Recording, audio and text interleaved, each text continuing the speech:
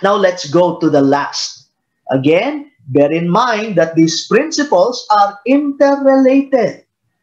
Makakita tayo ng mga bagay dito na napag-usapan na natin sa mga previews. The principle of the harmony of Scripture. That's the last. The last principle. The principle of the harmony of Scripture. Which tells us, that there are certain passages that may be difficult to understand, and could be explained if we use other passages of Scripture, which makes us realize, na ang Biblia ay coherent. They are a unified book. It is one book, in fact, The Bible is one interrelated and integrated book. It is actually one story.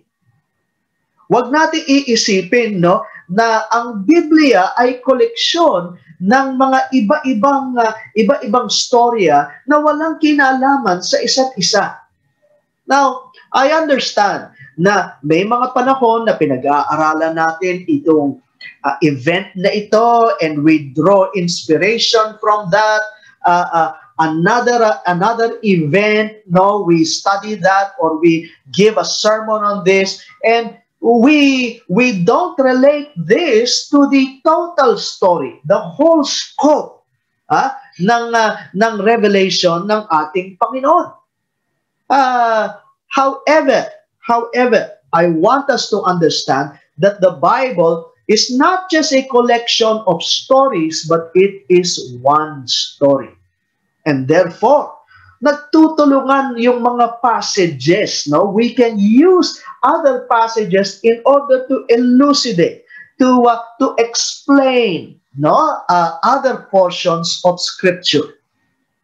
This also means that we must strive to read and understand the Bible as a whole. For it is not just a collection of isolated stories.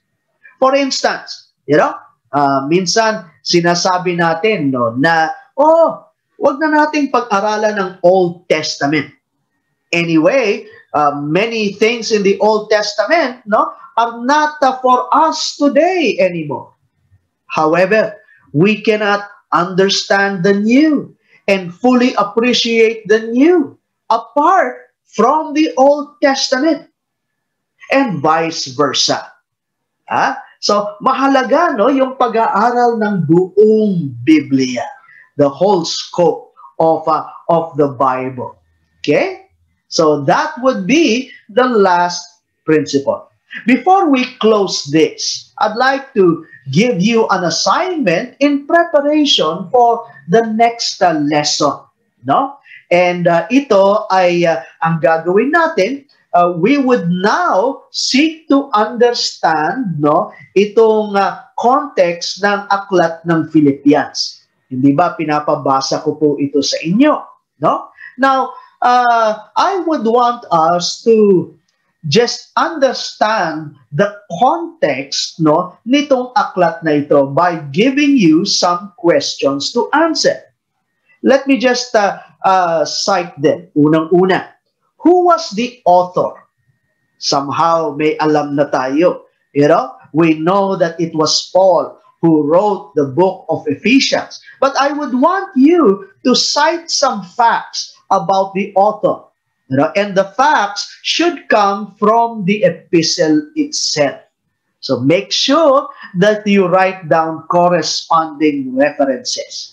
So, for instance, anong kondisyon ng manunulat nung siya nung kanyang sinulat niya ito, nung sinulat niya ang aklat ng Philippians? You may want to jot down some facts together with the corresponding references. Same thing with the recipients. Sino naman ang tumanggap ng sulat? Cite some facts also of the recipients from the epistle itself, and support your statements with corresponding references. Isa pa, anong layunin? Gayon din, no? Sulat nyo rin yung references. Saan nyo makikita yun? No? So, habang binabasa nyo yung kasulatan, ano ba yung layunin? At napakahalaga na malaman natin yung layunin ng pagsusulat, for us to understand yung nilalaman, yung mga details, yung mga verses. What is the overriding theme of the book? And finally, what is the logical flow of the book? Ito yung pagbabalangkas ng aklat. Titingnan natin yung tinatawag na train of thought ng manunulat. How is it then divided into sections? Yun ang titingnan natin. So, hopefully, makapagbigay tayo ng patikim sa inyo as to how, we synthesize, we pull all these together. Nagbasa na tayo, paulit-ulit nating nabasa, and then we would ferret out, or answer some of these questions with regard to the context of the book. And then ang gagawin po natin ay babalangkasin natin. Titingnan natin ang logical flow. So I hope this would help us in giving us a picture of how we ought to study, and in particular, itong epistolary literature, itong mga epistles ni Apostle Paul.